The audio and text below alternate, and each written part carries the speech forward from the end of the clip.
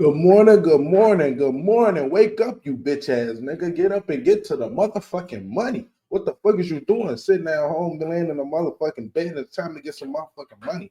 Wake up, you bitch ass nigga. Nah, what's going on, YouTube? It's your boy. Excuse me, Argument back in here with another video. You feel what I'm saying? Early in the morning, as I should, you know what I'm saying? I ain't gonna lie to you. I ain't been up this early to make a video, but I ain't gonna lie, I woke up on my bed today. So, you know, we got a little crazy ass video to go ahead and react to today. You know what I'm saying? My boy just sent it to me last night. I like, fuck it, I'll just do it early in the morning. Let's go ahead and get to it. Oh my god! $242 million! Do you know how much money that is?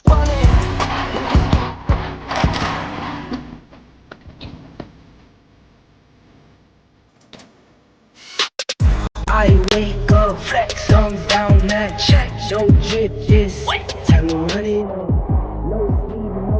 sleep, no might crash, might wreck, but first It's the 19th of August, 2024, the day a group of young adults carried out one of the largest crypto heists ever recorded. 20-year-old Malone Lem, 18-year-old Vir Chatao, 21-year-old Jendiel Serrano, Danish Khan, and Chen. These kids targeted a single Genesis creditor who had no idea they were about to lose a staggering $230 million worth of Bitcoin. But how did they pull it off? Were they expert hackers with advanced coding skills? Well, it was much simpler than it seems. These scammers did something very clever. They hacked into basic human nature.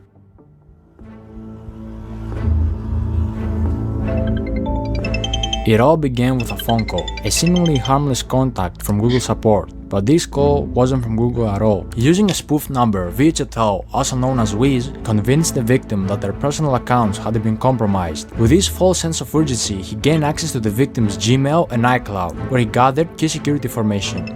Another call followed, this time from Jendiel Serrano, aka Box, claiming to be a representative from Gemini, the crypto exchange the victim used. The victim was tricked into believing their I just want to know how you dumb as hell to even let somebody spoof you and call you and say your shit fucked up. First thing I'm gonna do is go look at my shit. And if I don't see no discrepancies, I'm gonna hang right up on their heads. Their account was under attack. Under pressure and convinced they needed to act fast, the victim reset their two-factor authentication settings, giving the thieves the access they needed to take control of the Gemini account, quickly sending funds to a compromised wallet. The situation was spiraling, but the victim had no idea. When he was asked to use AnyDesk, a remote access software, it seemed like another step in securing their assets, but in reality, it was the final blow. As the victim unknowingly shared the screen, the private keys to their Bitcoin wallet were exposed, and in just a few clicks, the digital fortune was transferred into the hands of the thieves. Oh wow. No way. No f***ing way. I see it, bro. It's on the blockchain. It's on the blockchain, bro. Oh No Wait a minute. my god! Did they record this shit? Yo, they look like they live stream this shit or some shit. Oh my god! In a private video, they recorded the live reactions to the successful transfer of did? 4,064 Oh, hell nah. Bitcoins valued at over $230 million at the time, clearly excited as they watched the millions flow into their wallets. How did they manage to pull off such a heist? How could someone with that much wealth be deceived so easily? And why will they record themselves in the act of committing such a massive crime? These are questions that might never be fully answered, but one thing was clear: the money was now in the hands of the criminals, and they knew their work wasn't done yet. Exactly 17 minutes after, they quickly set about laundering the money. To make it harder for authorities to track the stolen crypto, they split the Bitcoin into smaller amounts and transferred it across 15 different exchanges, a common tactic known as pill chains. The idea was to break the large transactions into smaller ones, making them harder to trace. Bitcoin was swapped for Litecoin, Litecoin was swapped for Ethereum, and Ethereum was swapped for Monero. The process took several days, with constant swapping between different currencies and exchanges, further obscuring the trail. Go to the top right, the settings bar. Settings, no, that. Like the swap settings. Set custom recipient. No, bro, what the hell? Do 998. Alright, bro, you're so horrible. You can't. Bro, I'm clearly Caleb. Planning a heist. Soon enough, all the stolen money was now clean money, ready to be spent, and the criminals didn't hold back. The day before the heist even took place, they were already planning on how to spend their fortune, sharing links with each other on Telegram of expensive luxury clothes they wanted to purchase, from brands like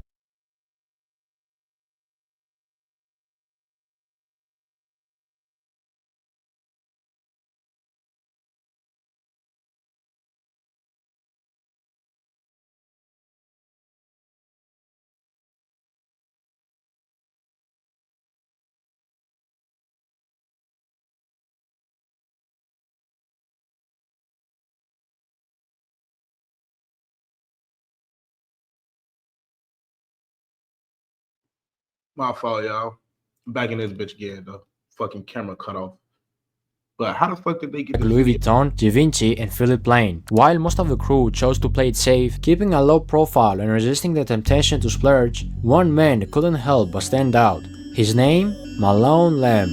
Ballin', like it's game time. Locked in when it's game time. Yeah, I'm ballin'.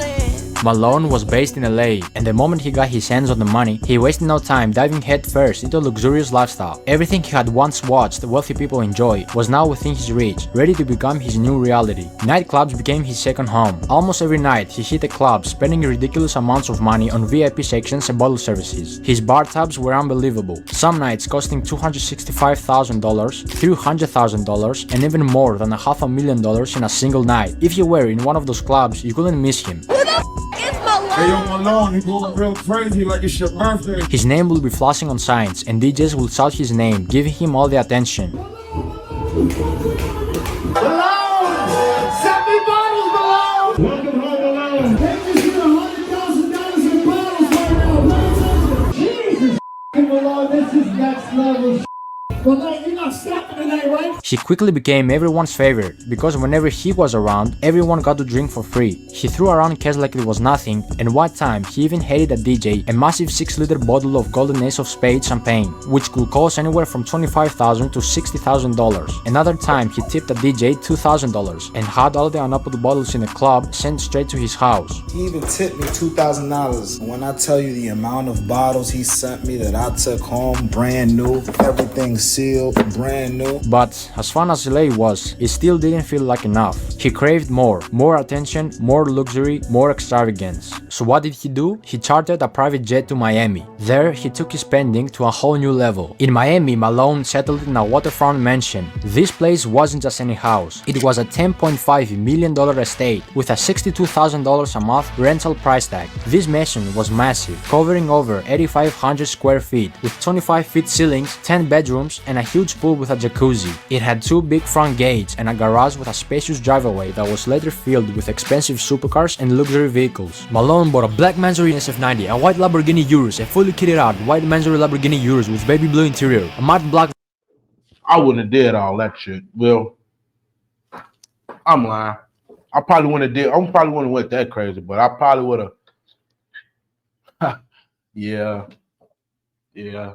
Lamborghini Revuelto, the new Porsche 911 GT3 RS, the new Ferrari SUV in black, 2 Mercedes-Benz G-Class, 1 in grey, 1 wrapped with matte black camo, a convertible matte black and pink Rolls-Royce Dawn, a blue BMW M4, another Lamborghini Revuelto in matte grey, a blue Lamborghini Urus, an all-white wide-body kit Lamborghini Aventador SVJ with Malone's name written on the bottom of the door, a matte black Ferrari 812 Superfast, another Lamborghini Aventador SVJ in blue, a pink Urus, SVJ. which Malone originally bought as a gift for his ex-girlfriend, to try to get her back, but got rejected again. A fully black carbon fiber McLaren 765 LT, a blue Pagani Huayra, and many more cars. If you didn't realize it by now, Malone was always rolling with fashion. You dumb as shit. You need your ass beat. He rocked high-end designer pieces like Louis Vuitton and Givenchy. His style was expensive, with the most expensive piece of clothing being the Moncler Maya 70 by Paul Manges jacket, which alone cost $50,000 or more. But after all this wasted money on clubs and cars, Malone finally decided to invest his money in timeless pieces that would hold the value over time, like these Cuban link chain bracelets filled with diamonds, a Rachel Millie covered in diamonds, and a diamond ring for each one of his fingers. One Rachel Millie wasn't enough, of course, so he bought multiple. Even his glasses had diamonds. diamonds. Yo, don't take no video. Malone wasn't just a millionaire obsessed with himself, he had a generous side, often using his wealth to give back to others in need. He bought 5 Birkin bags and gave them away to random girls at the club. One of these lucky ladies was a model Head ass. Man, I wouldn't have did no dumbass shit like that. Fuck them hoes. You nuts? named Olivia Allen. Guys, I can't even make this up when I say that I just woke up to a Birkin in my bedroom because a man gave it to me in the club last night. This is your sign to go clubbing. Another lucky lady who got a Birkin bag was famous TikTok star Sky Bree. Me and my 2 girlfriends walk over to the section, and this kid, I'm gonna refer to him as like a kid. I mean, he was definitely over the age of 18. He looked pretty young. He comes towards me and he's like, I got this for you. She ended up saying she didn't like it. It's beautiful, but to be honest, it's not really my style. While Malone was busy making his name known, flaunting his wealth at every turn, he was also drawing the wrong kind of attention. His outrageous spending, paired with his desire to be noticed, made it easier for authorities and blockchain experts to track him down. Investigators, including prominent figures like Zach XPT, were closely watching the flow of the stolen funds, tracing each move as he splurged on cars, clubs, and luxury items. The more he spent, the more obvious it became that his newfound fortune was linked to the heist, and soon enough, the walls started closing in.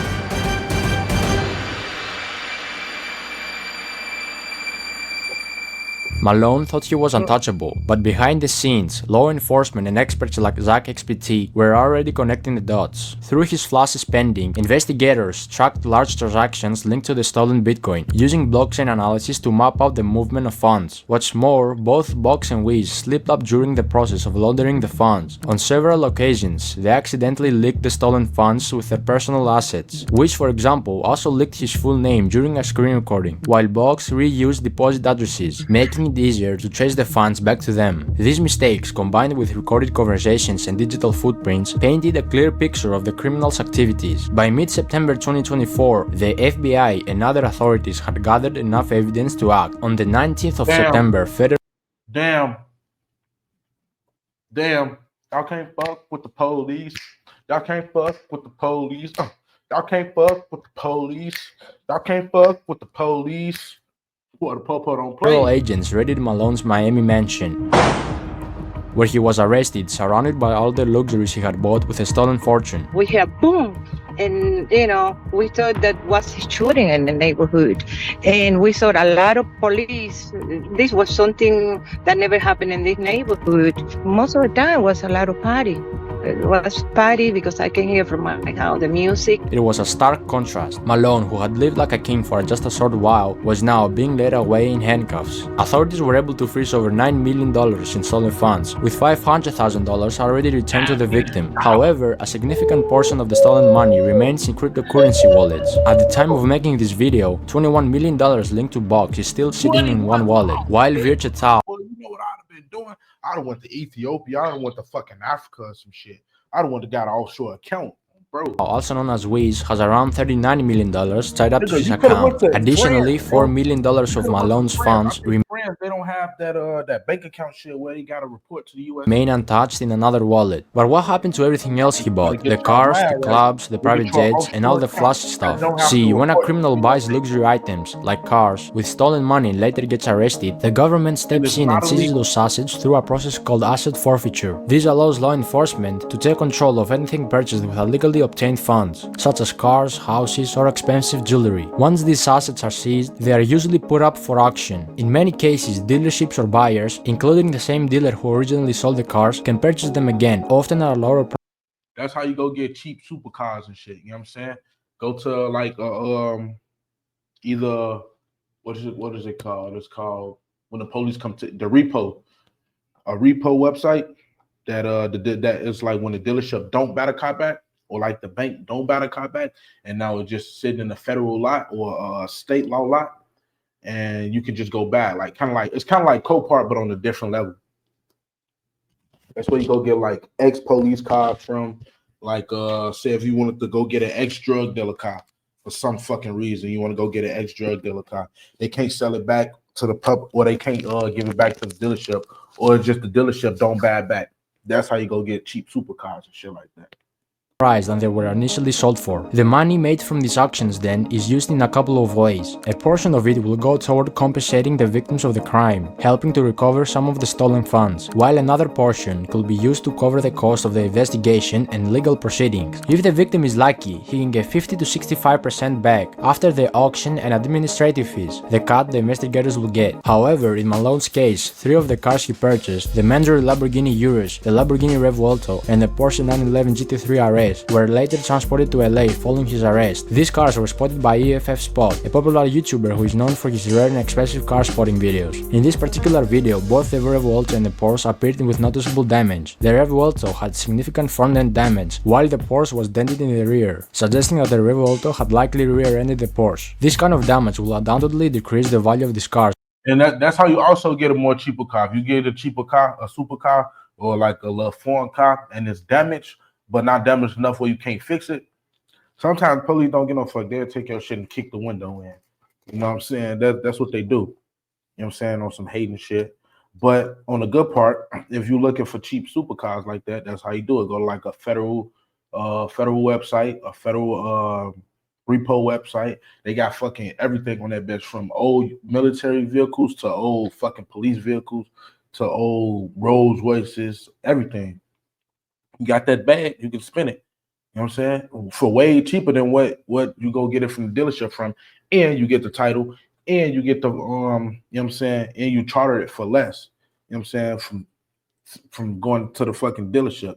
You know what I'm saying? And there's less on taxes for you, Joe. When they go to auction, significantly reducing the amount the victim could recover. The same process will apply to the clothes, jewelry, watches, and designer glasses that Malone purchased. These luxury items are likely to be seized by authorities and auctioned off as part of the asset recovery process. High-end watches, such as his Richard Mille pieces, are particularly valuable and could bring in significant amounts at auction. While designer clothes typically depreciate in value, Malone's expensive pieces will still hold enough worth to help recover the funds for the victim. As for the wild spending in clubs, that money is pretty much gone. When you blow $500,000 in a single night on bottle services and VIP sections, the clubs aren't held responsible for giving it back, especially if they had no clue the money was stolen. Same goes for the private jets. Those jet companies provided a legitimate service, so the money Malone spent on his flights is long gone. In conclusion, while most of the big ticket items can be seized and auctioned, much of what Malone spent on services, like clubs and private jets, is lost for good. This story isn't just about a major heist or the luxurious lifestyle Malone enjoyed for a brief moment. It's a lesson in greed, the dangers of showing off wealth that wasn't earned, and how quickly everything can come crashing down. Despite all the money spent, the nights out, and the flashy purchases, Malone's dream life was built on stolen funds, and it was only a matter of time before it fell apart. Authorities might recover some of the stolen money, but the damage done to the victim and the recklessness of Malone's spending spree are